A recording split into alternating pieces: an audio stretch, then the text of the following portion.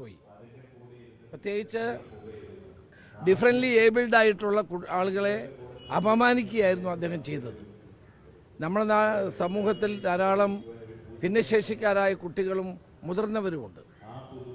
അങ്ങനെയുള്ള ആളുകളെ നിയമസഭയ്ക്കകത്ത് വെച്ച് ആക്ഷേപിച്ചിട്ടും സ്പീക്കർ അതിനെപ്പറ്റി ഒരു പ്രതികരിക്കാതിരുന്നത് വളരെ തെറ്റായിപ്പോയി. അത് വാസ്തവത്തിൽ ആ പരാമർശം ഭിന്നശേഷിക്കാരായ കേരളത്തിലെ മുഴുവൻ ജനങ്ങളോടുള്ള അവഹേളനമാണ്. സ്പീക്കർ അത് കണ്ടെത്തി സഭാ നടപടികളിൽ നീക്കം ചെയ്യേണ്ടതാണ്.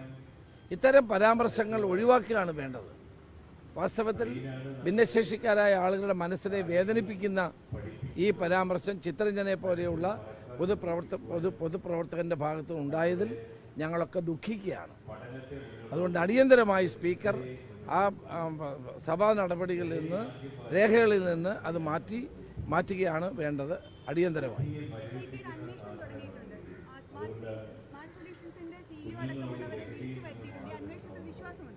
അല്ല, കോടതിയുടെ നിയന്ത്രണത്തിലുള്ള അന്വേഷണം നടക്കട്ടെ, ഞങ്ങളാരും അതിനെ എതിർക്കുന്നില്ല.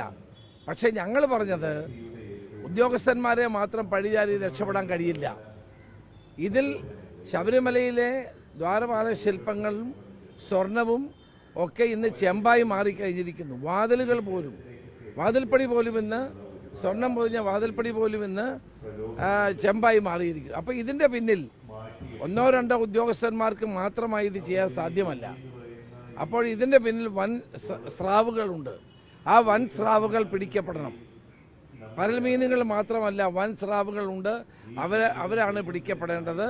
അതിനുള്ള നടപടി ഉണ്ടാകണം.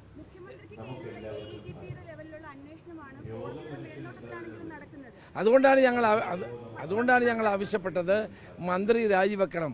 മന്ത്രി ആ സ്ഥാനത്ത്, ദേവസ്വം മന്ത്രി വാസവൻ ആ സ്ഥാനത്തിരിക്കുന്നിടത്തോളം കാലം ഒരു നിഷ്പക്ഷമായ അന്വേഷണവും നടക്കില്ല.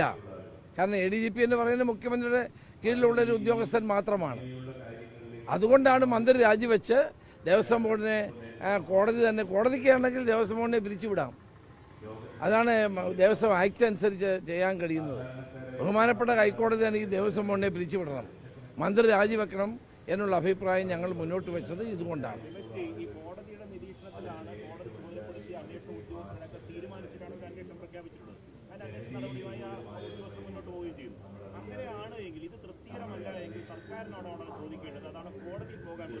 അല്ല, ഞങ്ങൾ പറഞ്ഞല്ലോ അന്വേഷണത്തിന് ഞങ്ങൾ എതിരല്ല. പക്ഷേ അന്വേഷണം നടക്കേണ്ടത് എങ്ങനെ?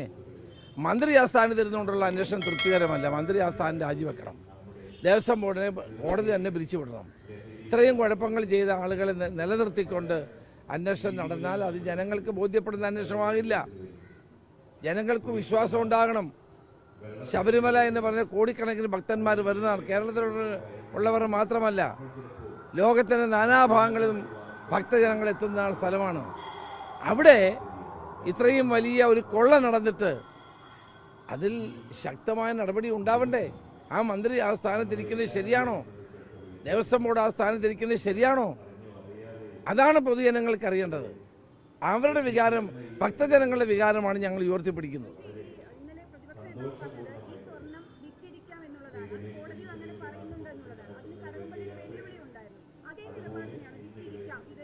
അല്ല, ബഹുമാനപ്പെട്ട ഹൈക്കോടതിയുടെ ജഡ്ജ്മെന്റിനകത്ത് ഇത് പറയുന്നുണ്ട്, ഇത് വിറ്റിരിക്കാം എന്ന് പറയുന്നുണ്ട്. അതാണ് ഞങ്ങൾ പറഞ്ഞത്. ഞങ്ങൾ പറയുന്നതല്ല, കോടതി പറഞ്ഞ കാര്യമാണ്. ബഹുമാനപ്പെട്ട ഹൈക്കോടതിയുടെ വിധി ന്യായത്തിലുള്ള പരാമർശമാണ് ചൂണ്ടിക്കാണിച്ചത്.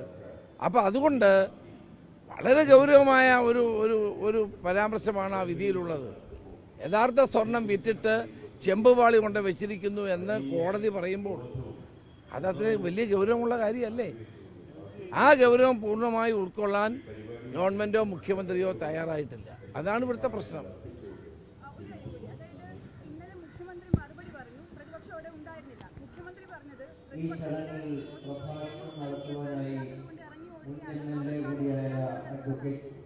അല്ല, ഞങ്ങൾ നേരത്തെ തൊട്ടേ പറയുന്നുണ്ടല്ലോ, ഈ ഇഷ്യൂ വന്നപ്പോൾ തൊട്ട് ഞങ്ങൾ പറയുന്നത് മന്ത്രി രാജിവെക്കണം, ദേവസ്വം ബോർഡ് ആ സ്ഥാനത്ത് നിന്ന് പിരിച്ചുവിടണം.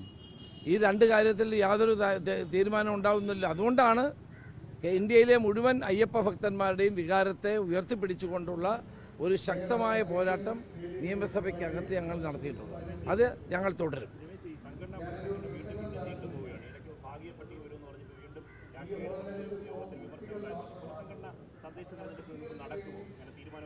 നിങ്ങൾ കാത്തിരുന്ന് കാണുക, അത് നിങ്ങൾ കാത്തിരുന്ന് കാണുക. പുനഃസംഘടന ഇനി നമ്മൾ ചർച്ച ചെയ്യേണ്ട ആവശ്യമില്ല.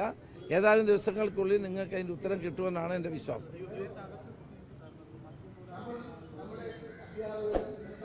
അല്ല, ഞാൻ പറഞ്ഞ ചൂതുകളി, ലോട്ടറി, ഇത്തരം കാര്യങ്ങളൊക്കെ അത് നിർത്തണമെന്നല്ല ഞാൻ പറഞ്ഞത്. കേരളത്തിൽ അതുകൂടെ നിർത്തിക്കഴിഞ്ഞാൽ പിന്നെ ഒരു വരുമാനം ഉണ്ടാവില്ല. അപ്പോൾ ഇതൊക്കെ സാമൂഹ്യ വിപത്തുകളാണ് എന്നാണ് ഞാൻ ചൂണ്ടിക്കാണിച്ചത്. അല്ല, അവരോട് ചോദിക്കണം, അവർ യൂത്ത് കോൺഗ്രസ്സുകാരോട് ചോദിക്കണം, അത് എന്നോടാണ്. ഞാൻ പഴയ യൂത്ത് കോൺഗ്രസ്സാണ്. ഇപ്പോൾ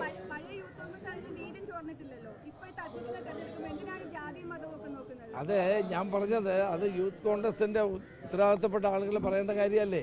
ഞങ്ങളൊക്കെ പഴയ യൂത്ത് കോൺഗ്രസ്സുകാരാ അല്ലേ? അല്ല, അവരല്ലേ തീരുമാനം. യൂത്ത് കോൺഗ്രസ് സ്വതന്ത്രമായി പ്രവർത്തിക്കുന്ന പ്രസ്ഥാനമാണ്. തെരഞ്ഞെടുപ്പിലൂടെയാണ് അത് വരുന്നത്. നേരിന്റെ വാർത്തകൾ നിങ്ങളുടെ വിരൽത്തുമ്പിലെത്താനായി സാഗ് ന്യൂസ് ചാനൽ സബ്സ്ക്രൈബ് ചെയ്തും ഷെയർ ചെയ്തും ഒരു ശരിയായ മാധ്യമ നിലപാടിനൊപ്പം നിൽക്കാൻ ഞങ്ങൾ നിങ്ങളെ ക്ഷണിക്കുന്നു.